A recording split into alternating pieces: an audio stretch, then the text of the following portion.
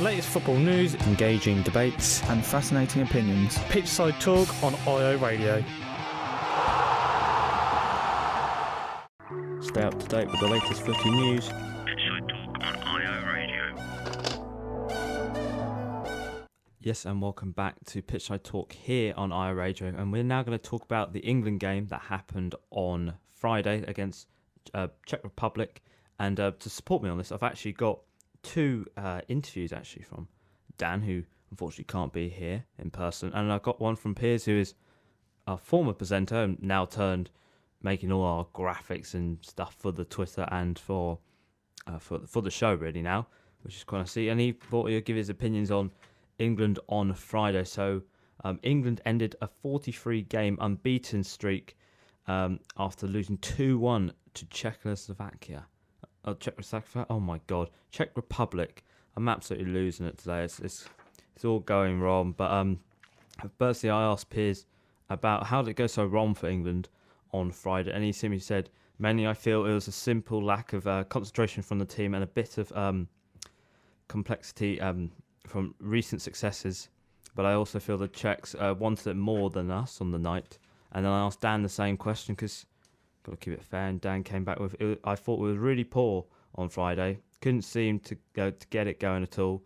I don't know what it was, but Czech Republic has seemed like they wanted it more. There was not enough motivation in the midfield, and defending was poor again, not good enough, and really considering the result at Wembley, which is true because England did beat them at Wembley, but we seem to beat everybody at Wembley nowadays.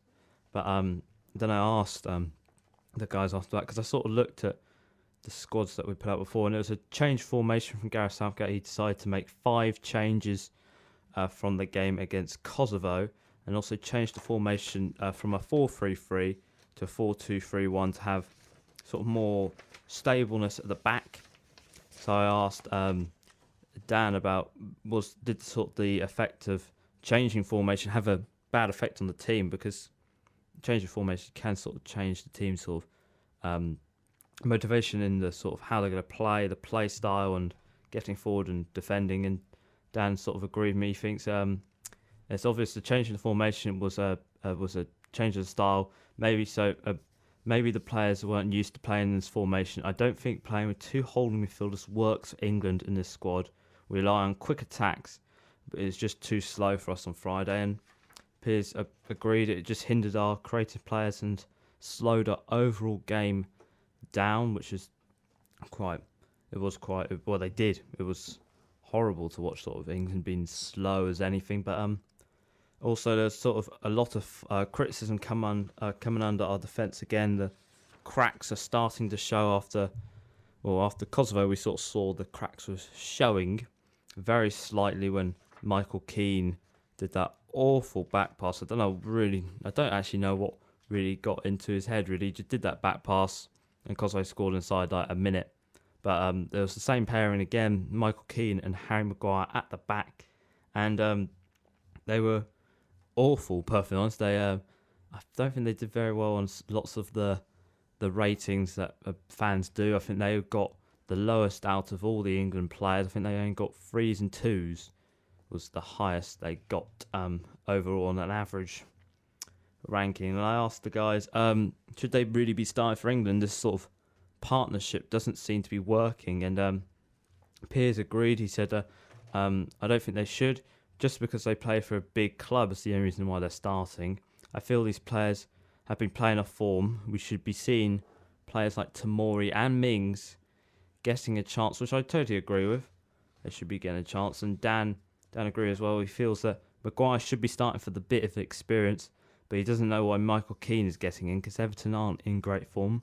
So Manchester United are not in great form, but he gets that Gareth Southgate has a selection problem, but doesn't really think Keane is cut out to start for England at the moment.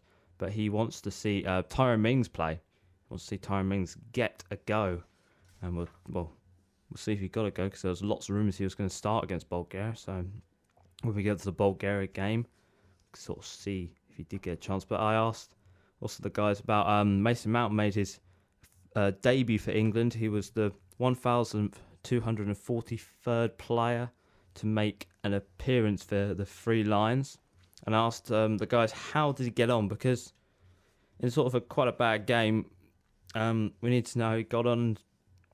Dan came back, he was okay.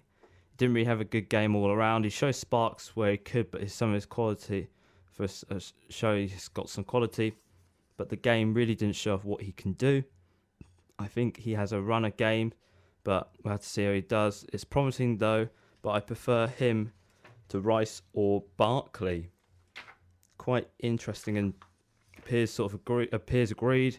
Nothing too special from Mason, but to be honest, wasn't expecting too much from him in this game. It's quite a big step from playing league football to international football, but he expects over time when he gets more league games and playing time that it'll be much easier for him to play for the national team. But sorry, excuse me, I'm trying to breathe here a little bit. And then final question I asked the guys was about Gareth Southgate. Said after the game in his press conference that he accepts full responsibility for the loss England had on the night, and an interesting stat popped up from that. In I think it's 30. Let's have a look. I think in 38 games, Gareth Southgate has lost 8 matches. Roy Hodgson lost 8 matches in 56 games as England boss. So a sort of a style and sort of in playing style and matches. So it's England's been more promising that Gareth Southgate has lost nearly more matches, has taken less games to lose more matches than Roy Hodgson, which is quite a crazy stat. But I asked the guys, was Gareth Southgate right to take the full responsibility for what happened out there on Friday? And Piers said, I think it's really good of Southgate to do this. It keeps the pressure off the players so they can relax and get ready for the next game. I don't feel the loss will mean anything major to the team, but it's a quick setback, which is true. A setback England, because the last time they lost a qualifier was 2009 against Ukraine, which is actually quite interesting because Rob Green played that day and got sent off. Good old Rob Green doing his bit. I asked Dan, and Dan sort of had a bit of a different opinion on it. So it's hard because he changed the formations, but the players need to perform whatever. They are the best that England has to have had so far, and they have come out and played like they mean. They should take responsibility. Overall, I think it's 70-30 because Southgate made the selections and changed the formation. So, quite a difference in opinion. So that's our England roundup. And I asked a bonus question to Dan about, because England played Bulgaria on Monday, and I said, can they bounce back? This is before the Bulgaria game, and I said, can they bounce back? And he said, I think they will. Bulgaria didn't look great at Wembley. We definitely have some quality to make it into the Euros.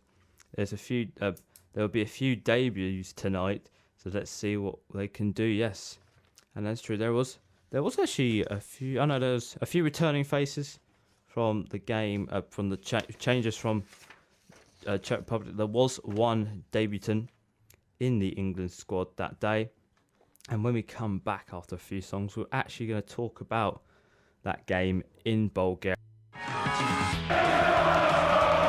Pitchside Talk on IO Radio.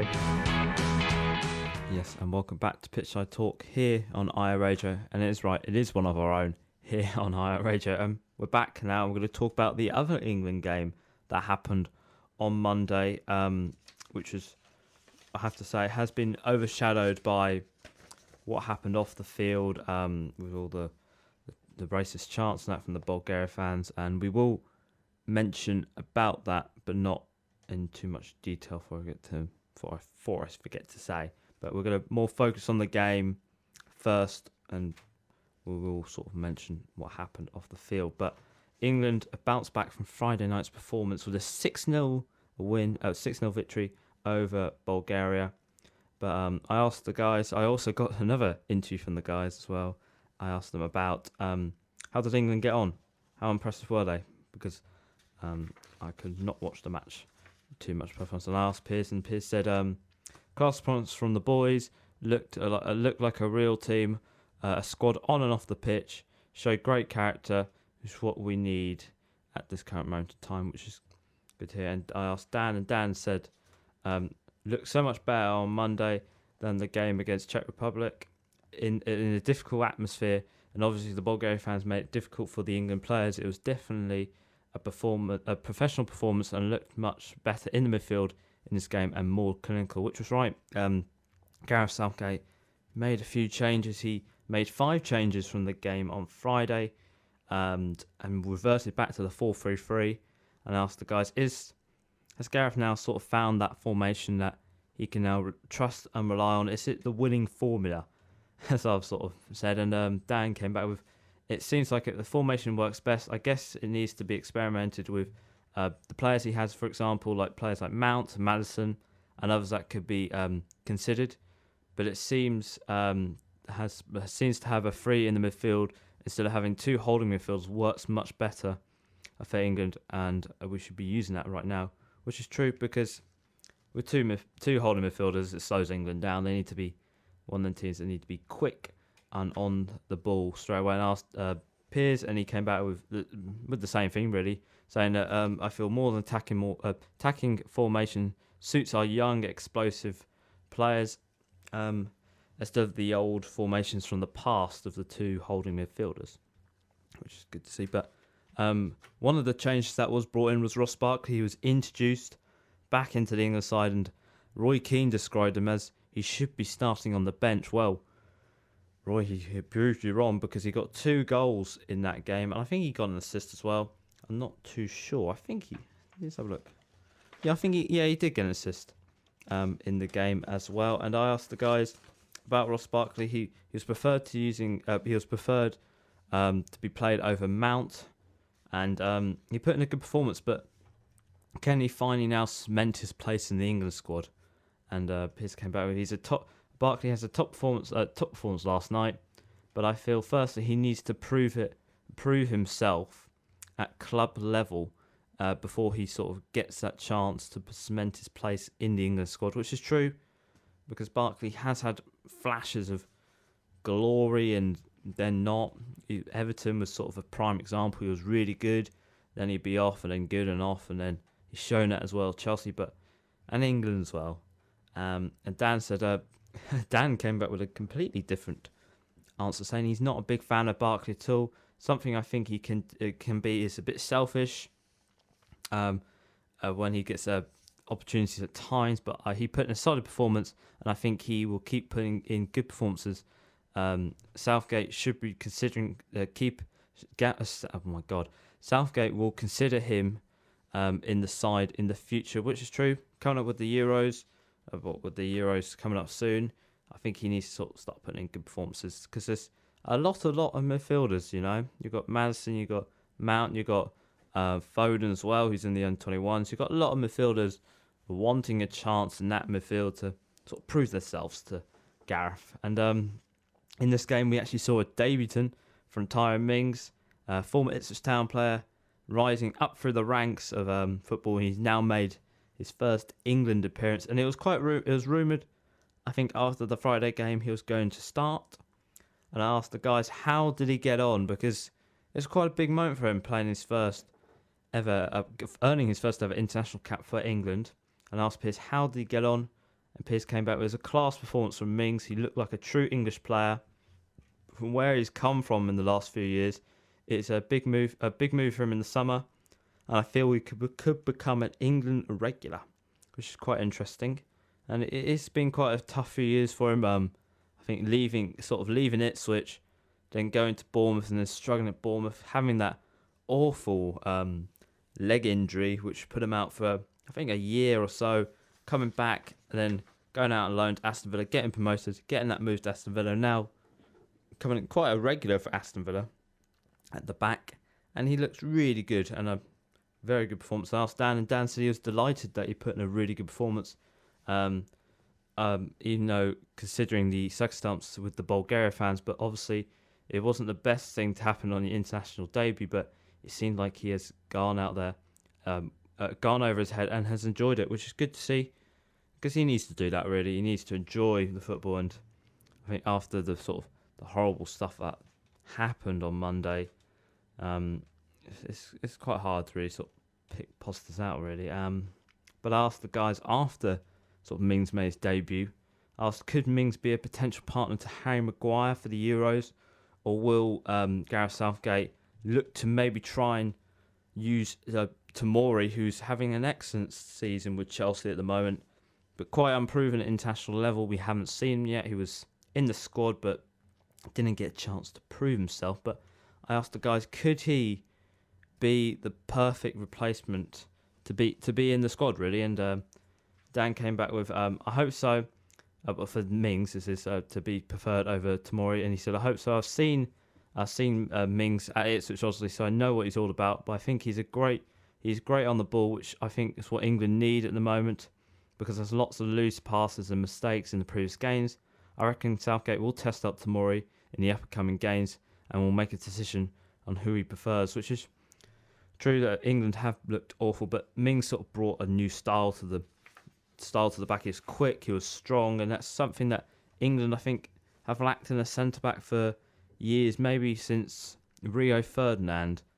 That's when we last saw a quick, strong player on the ball at the back and looking quite clinical as well, going up for corners. Is what Mings is good at as well.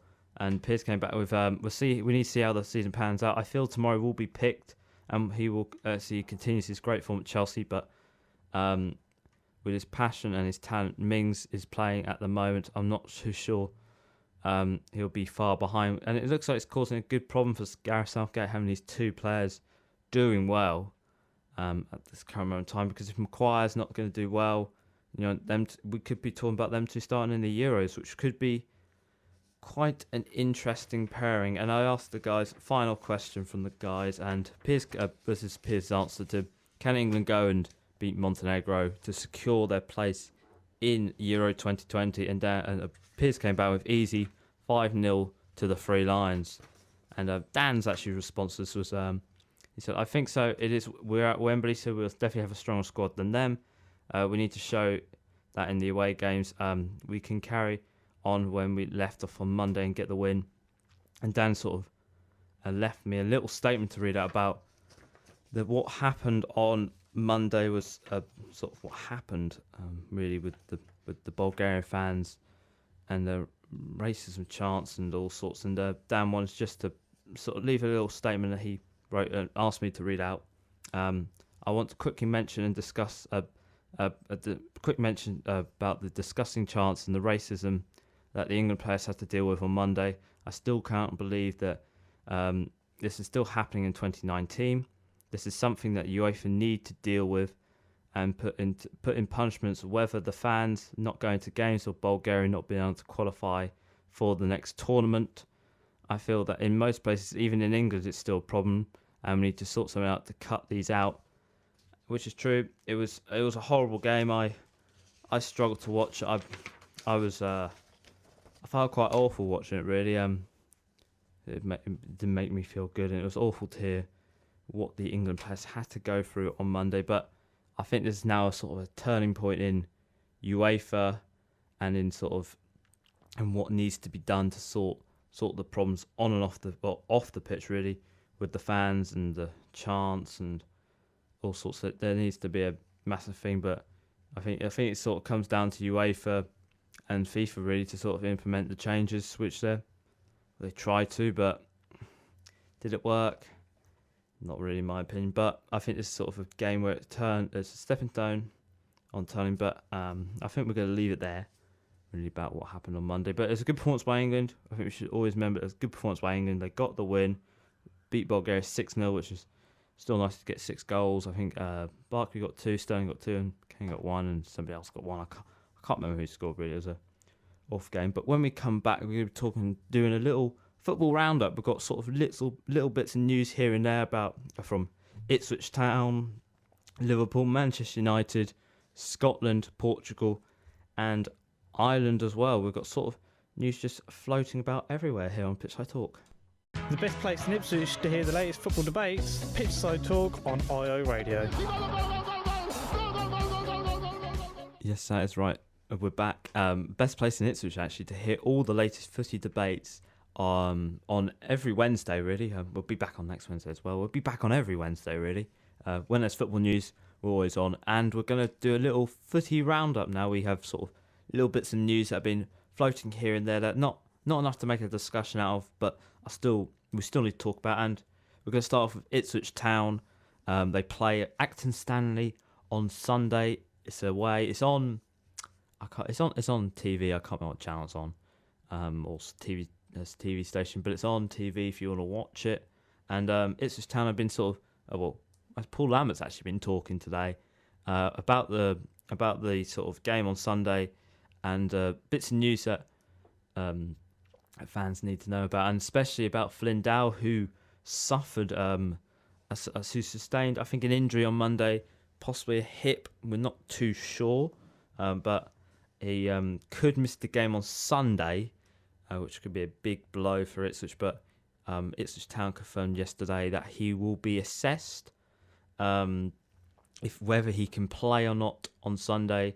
I think I don't know how the injury was sustained, because there's lots of reports that he was just by himself when he got the injury, so it could be a twist or something. But Paul Lambert has confirmed today that Flynn is feeling better this morning again, but he's still going to give him a few more days before he can see how he is on Sunday's game, which could be a big blow for it, because Flindale started every single game this season and has played 93% of minutes this season, which is quite crazy for Ipswich Town. But if he doesn't start, there is a possible chance for people like Emmy Hughes to get a go on Sunday, which could be good for him because he's really come into form now.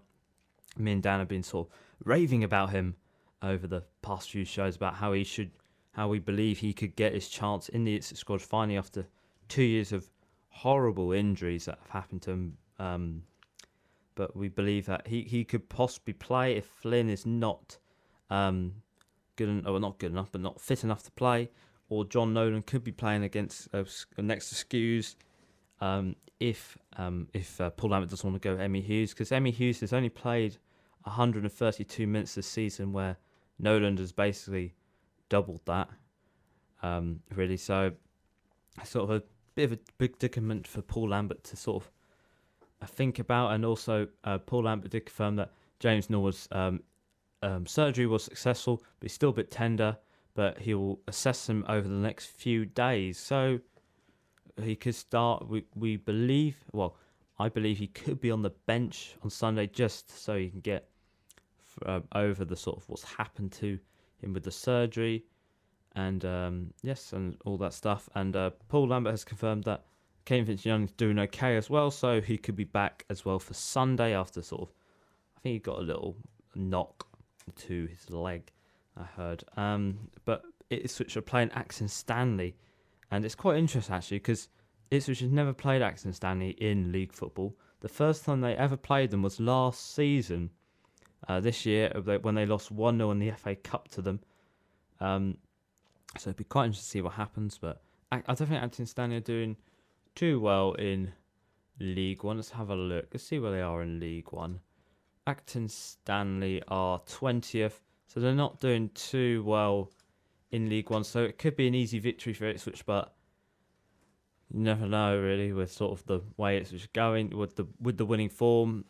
But it looks like it's going to be an easy match, and I'll probably go for a 3-0 victory for Ipswich Town. So, yep. That's everything on Ipswich we have at the moment. What else have we got? So we've got a little bit of Manchester United news. Manchester United fans, I would say turn off your radios now because it's not going to be good news, because David De Gea limped off with an injury last night for Spain in their Euro qualifiers. It's unconfirmed what the injury is, but it doesn't look good. He signalled to the bench after, I think he tweaked something in his leg. It looks like he kicked the ball and then tweaked something in his leg, which is not good. And it could be a big blow for Manchester United because they play Liverpool on Sunday, which could possibly, we're not too sure, could be a defining moment for Ole Gunnar Solskjaer's career at Manchester United. Could be his last match at Old Trafford and as Manchester United boss. So especially to have David De Gea out as well, it's going to be a big blow because they've still got lots of players on the sidelines with injury. Paul Pogba, Shaw, Wan-Bissaka, I've heard, and Martial, and a lot more players on the sidelines with injuries. And David De Gea being added to that list as well. It's not good for Manchester United. What else we've got? So, and also good news for Liverpool as well. Alisson and Matip have returned to training after injuries. Alisson returning after, I think he putting his hamstring back in August. He's now back, and everyone's happy and all sorts. And Matip is back as well. And we've got other little bits of news. So we've got Robert Snodgrass retires from Scottish international duty. Nothing much really there to say about that, apart from that he feels he wanted to thank the Scottish sort of FA for giving him the chance to live his childhood dream, and also he was retiring to let the younger players take his place and to hopefully push the squad forward in the future. But in his time as playing for Scotland, he's made 28 appearances, 7 goals, and he made his first debut in 2011. So nothing much really to say though about that really good career. But speaking of good careers, Cristiano Ronaldo hit 700 career goals for club and country on Monday, which is quite good. Congratulations, Cristiano Ronaldo, for doing that. And I think that's all our little sports roundup. Oh no, actually no, we've got a little more thing. I think there's some news about Southend United and their hunt for their new manager has taken a little turn for the worst, as front runner Henrik Larsson, who was rumoured to complete the deal and was going to have the job and everything after watching Southend play MK Dons, has the club have confirmed that talks have collapsed with him. He was rumoured to be confirmed tomorrow as the new manager, but it doesn't look like it's going to be going ahead now. So Southend are still on the hunt for a brand new manager.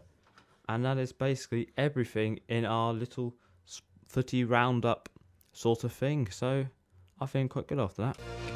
Pitchside Talk, footy debate from the Premier League Outback. Yes, that is right. Pitchside Talk from the Premier League Outback. And unfortunately, we've hit the end of the show with the referee's about to blow his whistle for full time. So I've got to get off the air soon. So thanks for listening to the show today. Before I forget to mention, if you've missed any of the show, so it'll be up as a podcast over the next coming week. If you want to find it, it is YouTube, and you simply search Pitchside Talk, and you can find all our episodes on there, and you can listen to any of them if you want to. If you want to follow us on Twitter, it is simply @talk_pitch. Follow us. We do polls and all sorts of things on there, banter and whatever takes your fancy. I want to say thanks for the show today. Dan will be back next week when we're going to be talking about Ipswich Town. We're going to possibly have 2 games to talk about next week. That's going to be interesting. We've got the Premier League back, and we have got Champions League football as well on the Tuesday and the Wednesday. So next week is going to be quite a busy week, and back to normal format, really. Back to a usual format. But I want to say thanks for listening to the show today. So I'll see you next week, and ciao. The whistle has been blown for full time. Tune in next week for another jam-packed show.